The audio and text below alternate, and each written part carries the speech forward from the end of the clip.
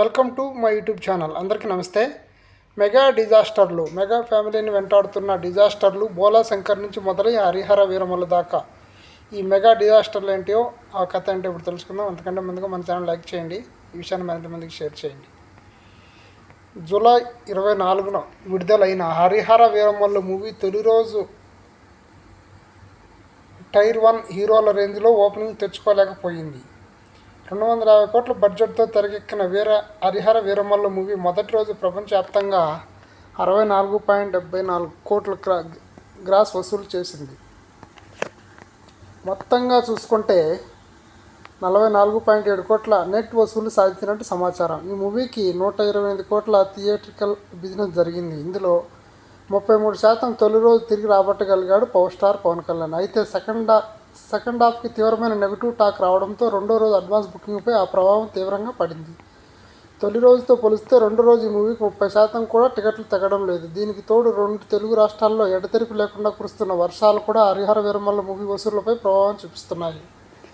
ఈ మూవీ కనీసం hit status తగ్గించుకోవాలంటే weekend లోపు 100 కోట్ల క్లబ్లో చేరాలి. అయితే టికెట్లు తెగుతున్న ట్రెండ్ని బట్టి చూస్తే ఈ మూవీ 75 కోట్ల షేర్ వసూలు చేయడం కూడా కష్టంగానే అనిపిస్తుంది. దీంతో హరిహర వీరమల్లు మూవీ కూడా 30 నుంచి 50 కోట్ల వరకు భారీ నష్టాలు తేవడం ఖాయమని అంచనా వేస్తున్నారు ట్రెండ్ పండితులు.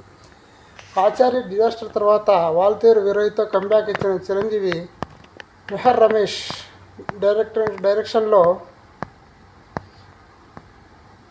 బోలాశంకర్ మూవీ చూసి భారీ డిజాస్టర్ ఫేస్ చేశాడు.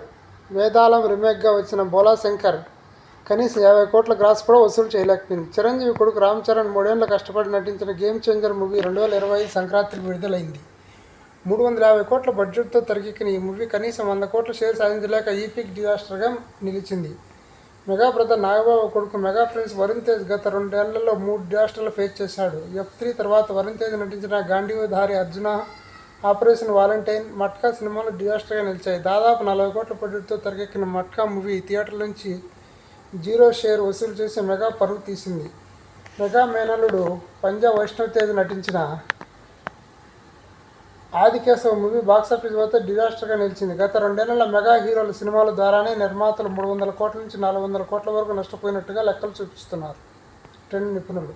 దీనికి తోడు చిరంజీవి లేటెస్ట్ మూవీ విశ్వంవర మూవీపై రిలీజ్కి ముందే తీవ్రమైన నెగిటివిటీ ప్రచారం జరుగుతుంది. 8 నెలల క్రితం రిలీజ్ అయిన టీజర్పై ట్రోలింగ్ వచ్చింది. దీంతో గ్రాఫిక్స్ వర్క్పై పూర్తి ఫోకస్ పెట్టి భారీగా ఖర్చు పెడుతుంది చిత్ర యూనిట్. ఈ మూవీ రిలీజ్ డేట్పై ఇంకా క్లారిటీ రాలేదు. దీంతో పవన్ కళ్యాణ్ తర్వాత సినిమా ఓజీపైన అసలని పెట్టుకుంది మెగా ఫ్యామిలీ. ఇది గత 2-3 ఏళ్ల నుంచి మెగా ఫ్యామిలీకి ఎక్కువ డిజాస్టర్లు వస్తున్నాయి.